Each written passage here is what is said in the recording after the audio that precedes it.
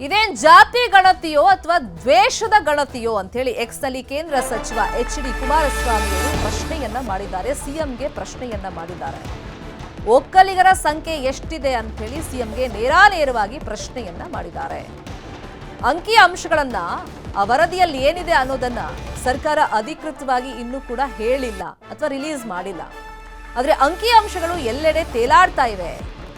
ಯಾವುದೋ ಅಜ್ಞಾತ ಕೈ ತೇಲಿ ಬಿಟ್ಟಿದೆ. ಇದನ್ನ ಸಮಾಜದ ಅಂಕಿ ಸಂಖ್ಯೆ ಅಚ್ಚರಿಯನ್ನ ಮೂಡಿಸ್ತಾ ಇದೆ. ಈ ಗಣತಿ ಗ್ಯಾರಂಟಿ ವ್ಯವಸ್ಥಿತ ಷಡ್ಯಂತ್ರನ, ದರ ಏರಿಕೆ, ಹಗರಣಗಳನ್ನ ಮುಚ್ಚಾಕುವಂತ ಪ್ರಯತ್ನನ, ಸಮುದಾಯದ ಮುಂದೆ ಮಂಡಿಯೂರಿದವರು ಒಪ್ತಾರ ಇದನ್ನ ಅಂತೇಳಿ ಎಕ್ಸ್ನಲ್ಲಿ ಪೋಸ್ಟ್ ಮಾಡಿ ಸಿಎಂ ಹಾಗೂ ಡಿಕೆಶಿ ಅವರಿಗೆ ಪ್ರಶ್ನೆಯನ್ನ ಕುಮಾರಸ್ವಾಮಿ ಮಾಡಿದ್ದಾರೆ. ಮುಖ್ಯಮಂತ್ರಿ ಕುರ್ಚಿ ಹತ್ತೋದಕ್ಕೆ ಚಾತಕ ಪಕ್ಷಿಯಂತೆ ನಿದ್ದೆಗೆಟ್ಟು ಒಂದ್ಸಲ ನಂಗೂ ಪೆನ್ನು ಪೇಪರ್ ಕೊಡಿ ಅಂತೇಳಿ ಸಮುದಾಯದ ಮುಂದೆ ಮಂಡಿಯೂರಿ ಗೋಗರದ ವ್ಯಕ್ತಿ ಸಿದ್ಧ ಷಡ್ಯಂತ್ರ ವರದಿಗೆ ಶಿರಬಾಗಿ ಸಮ್ಮತಿಯನ್ನ ಕೊಡ್ತಾರಾ ಅಂತೇಳಿ ಇದು ಡಿಕೆಶಿಗೆ ಮಾರ್ಮಿಕವಾಗಿ ಹಾಕಿರುವಂತ ಒಂದು ಪೋಸ್ಟ್. ಆದ್ರೆ ಇನ್ನೊಂದ್ ಕಡೆ ನೇರಾನೇರವಾಗಿ ಸಿದ್ದರಾಮಯ್ಯ ಅವರಿಗೆ ಕುಮಾರಸ್ವಾಮಿ ಒಕ್ಕಲಿಗ ಸಮಾಜದ ಸಂಖ್ಯೆ ಎಷ್ಟಿದೆ ನೀವು ಹೇಳಿ, ಲೆಕ್ಕ ಕೊಡಿ ಅಂತ ಕೇಳಿದ್ದಾರೆ.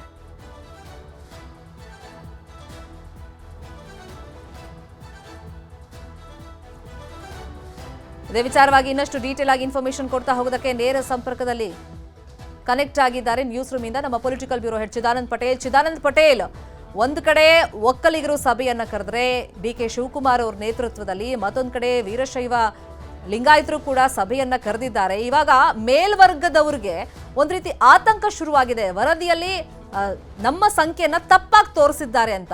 ಒಂದ್ ಕಡೆ ಸಮುದಾಯದ ಪ್ರಮುಖರು ಯಾವ ತರ ರೊಚ್ಚಿಗೆದ್ದಿದ್ದಾರೆ, ಇನ್ನೊಂದು ಕಡೆ ರಾಜಕೀಯವಾಗಿ ಒಂದಿಷ್ಟು ಸವಾಲುಗಳು, ಪ್ರಶ್ನೆಗಳು ಉದ್ಭವವಾಗ್ತಾ ಇದೆ. ಇದನ್ನ ಕಾಂಗ್ರೆಸ್ ಯಾವ ತರ ಫೇಸ್ ಮಾಡುತ್ತೆ? ಶರ್ಮಿತಾ ಶೆಟ್ಟಿ ಜಾತಿ ಸಮೀಕ್ಷೆ ವರದಿ ಬಹಿರಂಗದ ಬೆನ್ನಲ್ಲೇ ಮೇಲ್ಜಾತಿ ಅಂತ ಕರೆಸಿಕೊಳ್ತಕ್ಕಂಥ ಪ್ರಮುಖ ಎರಡು ಜಾತಿಗಳು ಇದೀಗ ಸರ್ಕಾರದ ವಿರುದ್ಧ ಮತ್ತು ಮುಖ್ಯಮಂತ್ರಿ ವಿರುದ್ಧ ತಿರುಗಿ ಬಿದ್ದಿರ್ತಕ್ಕಂಥದ್ದು. ಒಂದು ಕಡೆ ಸರ್ಕಾರದ ಒಳಗೆ ಇರತಕ್ಕಂಥ ಮೇಲ್ಜಾತಿಯ ಶಾಸಕರು ಮತ್ತು ಸಚಿವರಿಗೆ ಇದೊಂಥರ ಬಿಸಿ ತುಪ್ಪವಾಗಿ ಪರಿಣಮಿಸಿರ್ತಕ್ಕಂಥದ್ದು. ಈ ಎಲ್ಲ ಬೆಳವಣಿಗೆ ನಡುವೆ ಇದೀಗ ರಾಜ್ಯ ಒಕ್ಕಲಿಗರ ಸಂಘದ ಅಧ್ಯಕ್ಷ ಕೆಂಚಪ್ಪಗೌಡರ ನೇತೃತ್ವದಲ್ಲಿ ಇದೀಗ ಮಹತ್ವದ ಸಭೆ ನಡೆತಿರುವಂಥದ್ದು. ಈ ಜಾತಿ ಸಮೀಕ್ಷೆ ವರದಿಯ ವಿಚಾರವಾಗಿ ಒಕ್ಕಲಿಗರ ಸಂಘದ ನಿರ್ಧಾರಗಳು ಮತ್ತು ನಿಲುವಿನ ಸಂಬಂಧಪಟ್ಟಾಗೆ ಒಕ್ಕಲಿಗ ಸಂಘದ ನಿರ್ದೇಶಕರ ಅಭಿಪ್ರಾಯವನ್ನು ಸಂಗ್ರಹಿಸುತ್ತಿರ್ತಕ್ಕಂಥ ಆ ಮುಖಾಂತರ ಈಗಾಗಲೇ ಒಕ್ಕಲಿಗ ಸಮುದಾಯ ಈಗಾಗಲೇ ಜಾತಿ ಸಮೀಕ್ಷೆ ವರದಿಯನ್ನು ತಿರಸ್ಕಾರ ಮಾಡಬೇಕು, ಅದು ಅವೈಜ್ಞಾನಿಕ ಅಂತ ಹೇಳಿರ್ತಕ್ಕಂಥದ್ದು, ಮರು ಸಮೀಕ್ಷೆ ಮಾಡಿ ಅಂತೇಳಿ ಒತ್ತಾಯ ಮತ್ತು ಒತ್ತಡವನ್ನು ಮಾಡ್ತಿರುವಂಥದ್ದು. ಇದರ ಬೆನ್ನಲ್ಲೇ ಇವತ್ತು ಸಂಜೆ 6 ಗಂಟೆಗೆ ಸರ್ಕಾರಿ ನಿವಾಸದಲ್ಲಿ ಡಿ.ಕೆ. ಶಿವಕುಮಾರ್ ಅವರು ಸಭೆಯನ್ನು ಕರೆದಿರ್ತಕ್ಕಂಥದ್ದು. ಕಾಂಗ್ರೆಸ್ನ ಒಕ್ಕಲಿಗ ಶಾಸಕರ ಸಭೆಯನ್ನು ಕರೆದಿರ್ತಕ್ಕಂಥದ್ದು. ಒಕ್ಕಲಿಗರ ಶಾಸಕರು ಮತ್ತು ಸಚಿವರ ಅಭಿಪ್ರಾಯವನ್ನು ಪಡೆದು ಸಚಿವ ಸಂಪುಟ ಸಭೆಯಲ್ಲಿ ಅವರ ಅಭಿಪ್ರಾಯವನ್ನು ಮಂಡಿಸಲಿಕ್ಕೆ ಮತ್ತು ಲೋಪದೋಷಗಳನ್ನು ಮಂಡಿಸಲಿಕ್ಕೆ ಡಿ.ಕೆ. ಶಿವಕುಮಾರ್ ಅವರು ತೀರ್ಮಾನ ಮಾಡುವಂಥದ್ದು. ಒಂದು ಕಡೆ ಜಾತಿ ಸಮೀಕ್ಷೆ ವರದಿಯನ್ನು ಸರ್ಕಾರ ಈಗಾಗಲೇ ಕ್ಯಾಬಿನೆಟ್ ಮುಂದೆ ಇಟ್ಟಿರ್ತಕ್ಕಂಥದ್ದು. ಈ ಎಲ್ಲ ಬೆಳವಣಿಗೆ ಬೆನ್ನಲ್ಲೇ ಇದು ಕಾಂಗ್ರೆಸ್ನ ಅಜೆಂಡಾ ಕೂಡ ಆಗಿರ್ತಕ್ಕಂಥದ್ದು. ಹಾಗಾಗಿ ಎಲ್ಲೊಂದು ಕಡೆ ಡಿ.ಕೆ. ಶಿವಕುಮಾರ್ ಕೂಡ ಇದೊಂಥರ ಧರ್ಮ ಸಂಕಟ ಎದುರಾಗಿರ್ತಕ್ಕಂಥದ್ದು. ಒಂದು ಕಡೆ ಕಾಂಗ್ರೆಸ್ ಪಕ್ಷದ ಅಧ್ಯಕ್ಷರು ಆಗಿರ್ತಕ್ಕಂಥ ಡಿ.ಕೆ. ಶಿವಕುಮಾರ್ ಅವರು ವರದಿಯನ್ನು ವಿರೋಧ ವ್ಯಕ್ತಪಡಿಸಿದರೆ, ಎಲ್ಲೊಂದು ಕಡೆ OBC ಸಮುದಾಯ ಮತ್ತು ಅಲ್ಪಸಂಖ್ಯಾತ ಸಮುದಾಯದ ಎಲ್ಲೊಂದು ಕಡೆ ವಿರೋಧವನ್ನು ಕಟ್ಟಿಕೊಳ್ಳುವ ಆತಂಕ ಎದುರಾಗಿರುವಂಥದ್ದು. ಮತ್ತೊಂದು ಕಡೆ ಜಾತಿ ಸಮೀಕ್ಷೆ ಪರವಾಗಿ ಕಾಂಗ್ರೆಸ್ ಪಕ್ಷ ಇರೋದ್ರಿಂದ ಮತ್ತು ಅವರ ನಾಯಕ ಆಗಿರ್ತಕ್ಕಂಥ ಲೋಕಸಭೆಯ ಪ್ರತಿಪಕ್ಷ ನಾಯಕ ರಾಹುಲ್ ಗಾಂಧಿ ಅವರು ಇದಕ್ಕೆ ಬೆಂಬಲ ಕೊಟ್ಟಿದ್ದರಿಂದ ಡಿ.ಕೆ. ಶಿವಕುಮಾರ್ಗೆ ಒಂಥರ ಎಲ್ಲೊಂದು ಕಡೆ ವಿರೋಧವನ್ನು ಮಾಡದೆ ಪರವೂ ಇರದಂಥ ಸ್ಥಿತಿ ನಿರ್ಮಾಣ ಆಗಿರುವಂಥದ್ದು. ಹಾಗಾಗಿ ಜಾಣ ಹೆಜ್ಜೆಯ ಇಡುವ ಕಾರಣಕ್ಕಾಗಿ ನಮ್ಮ ಸಮುದಾಯದ ಶಾಸಕರು ಮತ್ತು ಸಚಿವರ ಅಭಿಪ್ರಾಯವನ್ನು ನಾನು ತಿಳಿಸ್ತಿದ್ದೀನಿ ಅನ್ನೋ ಮುಖಾಂತರ ಇವತ್ತು ಅಭಿಪ್ರಾಯ ಸಂಗ್ರಹದ ಹೆಸರಿನಲ್ಲಿ ಸಭೆಯನ್ನು ನಡೆಸ್ತಿರ್ತಕ್ಕಂಥದ್ದು. ಸಭೆಯಲ್ಲಿ ಆಗ್ತಕ್ಕಂಥ ಅಭಿಪ್ರಾಯಗಳನ್ನು ಮತ್ತು ಟೀಕೆ ಟಿಪ್ಪಣಿಗಳು ಮತ್ತು ಲೋಪದೋಷಗಳ ಸಂಬಂಧಪಟ್ಟಾಗೆ ಏಪ್ರಿಲ್ 17ನೇ ತಾರೀಕು ನಡೆಯಲಿರ್ತಕ್ಕಂಥ ವಿಶೇಷ ಸಚಿವ ಸಂಪುಟ ಸಭೆಯಲ್ಲಿ ಡಿ.ಕೆ. ಶಿವಕುಮಾರ್ ಅವರು ತಮ್ಮ ಅಭಿಪ್ರಾಯವನ್ನು ಸಲ್ಲಿಸಲಿದ್ದಾರೆ.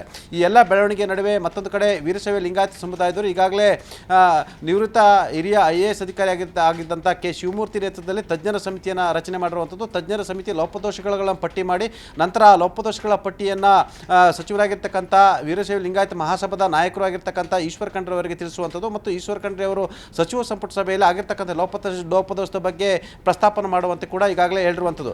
ಈಗಾಗಲೇ ಮೇಲ್ವರ್ಗದ ಸಮುದಾಯದ ಪ್ರಮುಖ ಸ್ವಾಮೀಜಿಗಳು ಕೂಡ ಇದು ಅವೈಜ್ಞಾನಿಕ ವರದಿ ಅಂತೇಳಿ ವಿರೋಧವನ್ನು ವ್ಯಕ್ತಪಡಿಸಿರ್ತಕ್ಕಂಥದ್ದು.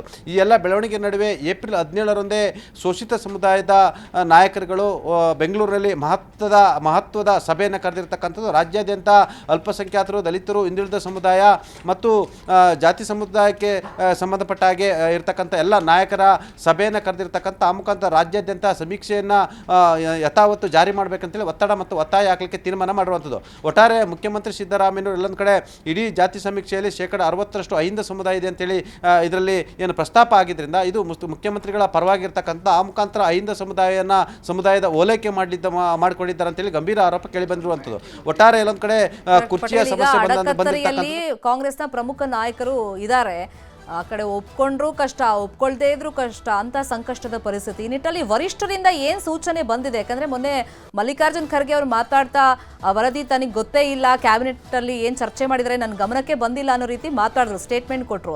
ಇನ್ನೊಂದ್ ಕಡೆ ರಾಜಕೀಯವಾಗಿ ನೋಡಿದ್ರೆ ಒಂದಿಷ್ಟು ಪ್ರಶ್ನೆಗಳನ್ನ ಬಿಜೆಪಿ ಅವರು JDS ಅವರು ಕೇಳ್ತಾ ನೇರಾನೇರವಾಗಿ ಸದಾನಂದ ಗೌಡ್ರಂತ ನಾಯಕರು ಈಗ ಬಹಿರಂಗವಾಗಿ ಸ್ಟೇಟ್ಮೆಂಟ್ ಕೊಡ್ತಾ ಇದ್ದಾರೆ, ನಮ್ಮ ಸಮುದಾಯದವರು ಸಿಡಿದೇಳಬೇಕು ಅಂತ. ಈ ಮುಖಾಂತರ ರಾಜಕೀಯ ಪ್ರಭಾವ ಅಥವಾ ಪರಿಣಾಮಗಳ ಮುಂದೆ ಏನಾಗ್ಬೋದು? ಶರ್ಮಿತಾ ಶೆಟ್ಟಿ ಈಗಾಗಲೇ ಕಾಂಗ್ರೆಸ್ನ ಅಜೆಂಡಾ ಜಾತಿ ಸಮೀಕ್ಷೆಯನ್ನು ಜಾರಿ ಮಾಡುವಂಥದ್ದು. ಜಾರಿ ಮಾಡಿದ ನಂತರ ಅದನ್ನು ಇಂಪ್ಲಿಮೆಂಟ್ ಮಾಡಬೇಕಾ ಬಿಡಬೇಕಾ ಸಾರ್ವಜನಿಕ ಚರ್ಚೆಗೆ ಕೂಡ ಎಡೆ ಮಾಡಿಕೊಡುವಂಥದ್ದು ಸರ್ಕಾರದ ಜವಾಬ್ದಾರಿಯಾಗಿರ್ತಕ್ಕಂಥದ್ದು. ಏಪ್ರಿಲ್ 17ರಂದು ನಡೆದಿರ್ತಕ್ಕಂಥ ಸಚಿವ ಸಂಪುಟ ಸಭೆಯಲ್ಲಿ ಎಲ್ಲೊಂದು ಕಡೆ ಇಡೀ ವರದಿಯನ್ನು ಉಪಸಮಿತಿಗೆ ರಚನೆ ಮಾಡಿ ಉಪಸಮಿತಿಗೆ ಅಧ್ಯಯನಕ್ಕೆ ವರದಿಯನ್ನು ವಹಿಸುವುದು. ನಂತರ ಉಪಸಮಿತಿಯ ಅಧ್ಯಯನ ವರದಿ ಮತ್ತು ಜಾತಿ ಸಮೀಕ್ಷೆ ವರದಿಯನ್ನು ಮುಂಬರಲಿರ್ತಕ್ಕಂಥ ಅಥವಾ ವಿಶೇಷ ಅಧಿವೇಶನ ಕರೆಯುವಂಥದ್ದು ಅಥವಾ ಮುಂಬರಲಿರ್ತಕ್ಕಂಥ ಅಧಿವೇಶನದಲ್ಲಿ ಸದನದ ಒಳಗಡೆ ಚರ್ಚೆಗೆ ಎಡೆ ಮಾಡಿಕೊಡ್ಲಿಕ್ಕೆ ಮುಖ್ಯಮಂತ್ರಿಗಳು ಎಲ್ಲೊಂದು ಕಡೆ ಚಿಂತನೆ ನಡೆಸಿರ್ತಕ್ಕಂಥ ಆ ಮುಖಾಂತರ ಎಲ್ಲ ಅಭಿಪ್ರಾಯ ಪಡೆದು ವಿಧಾನಸಭೆ ಅಧಿವೇಶನದಲ್ಲಿ ಏನು ಚರ್ಚೆ ನಡೀತದೆ ಆ ಚರ್ಚೆಯ ಆಧಾರದ ಮೇಲೆ ಅಥವಾ ಜಾತಿ ಸಮೀಕ್ಷೆ ವರದಿಯನ್ನು ಯಥಾವತ್ತು ಅದನ್ನ ಜಾರಿ ಮಾಡೋಕ್ಕೆ ಪ್ರಯತ್ನವನ್ನು ಮಾಡಬೇಕಾ ಅಥವಾ ಹೊಸದಾಗಿ ಮತ್ತೆ ಸಾಮಾಜಿಕ ಆರ್ಥಿಕ ಶೈಕ್ಷಣಿಕ ಸಮೀಕ್ಷೆಯನ್ನು ಮಾಡಿಸ್ಬೇಕೆಂಬುದು ತೀರ್ಮಾನ ಕೈಗೊಳ್ಳಲಿಕ್ಕೆ ಪ್ಲಾನನ್ನು ಮಾಡಿರುವಂಥದ್ದು.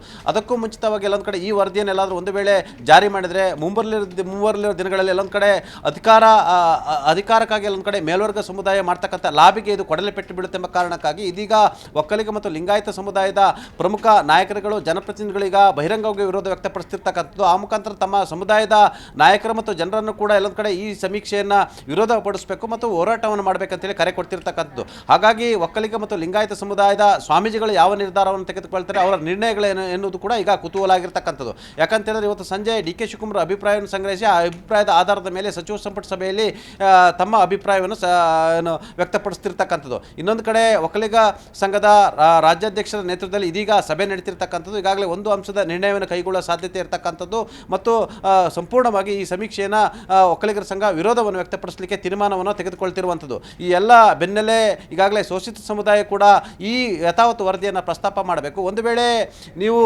ಈ ಜಾತಿ ಸಮೀಕ್ಷೆ ವಿಚಾರದಲ್ಲಿ ಎಲ್ಲೊಂದು ಕಡೆ ಒಕ್ಕಲಿಗ ಸಮುದಾಯ ಮತ್ತು ಲಿಂಗಾಯತ ಸಮುದಾಯದ ಜನಪ್ರತಿನಿಧಿಗಳು ಅಥವಾ ನಾಯಕರು ಇದನ್ನು ತಿರಸ್ಕಾರ ಮಾಡ್ತೀವಿ ಅಂತ ಹೇಳಿದರೆ ತಾವು ನಮಗೆ ಅಲ್ಪಸಂಖ್ಯಾತ ಹಿಂದುಳಿದ ದಲಿತ ಮತಗಳು ಬೇಡ ಅಂತೇಳಿ ನೇರವಾಗಿ ಘೋಷಣೆ ಮಾಡಿ, ನಾವು ಅಹಿಂದ ವರ್ಗದ ವಿರೋಧಿಗಳಂತೇಳಿ ನೇರವಾಗಿ ಘೋಷಣೆ ಮಾಡಿ ಮತ್ತು ನಮಗೆ ಒಕ್ಕಲಿಗ ಸಮುದಾಯ ಅಥವಾ ಲಿಂಗಾಯತ ಸಮುದಾಯ ಮತಗಳು ಮಾತ್ರ ಸಾಕು, ನಮಗೆ ಚುನಾವಣೆಯಲ್ಲಿ ಉಳಿದ ಸಮುದಾಯದ ಮತಗಳು ಬೇಡ ಅಂತೇಳಿ ನೇರವಾಗಿ ಘೋಷಣೆ ಮಾಡಿ ಅಂತೇಳಿ ಈಗ ಒತ್ತಾಯ ಮತ್ತು ಒತ್ತಡವನ್ನು ಆಗ್ತಿರ್ತಕ್ಕಂಥದ್ದು.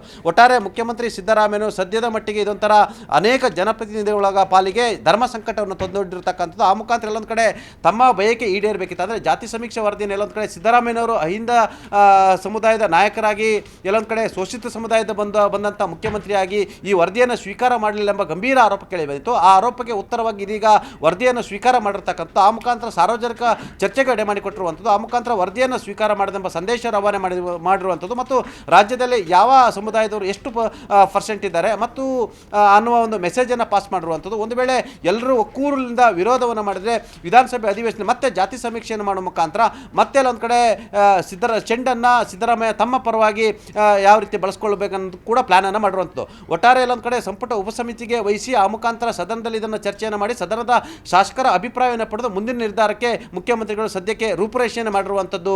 ಶರ್ಮಿತಾ ಶೆಟ್ಟಿ. ಕಾದ್ ನೋಡೋಣ ಮುಂದಿನ ಬೆಳವಣಿಗೆ. ಈ ಕ್ಷಣದ ಮಾಹಿತಿಯನ್ನು ಕೊಟ್ಟಿದ್ದಕ್ಕೆ ಥ್ಯಾಂಕ್ ಯು ಸೋ ಮಚ್.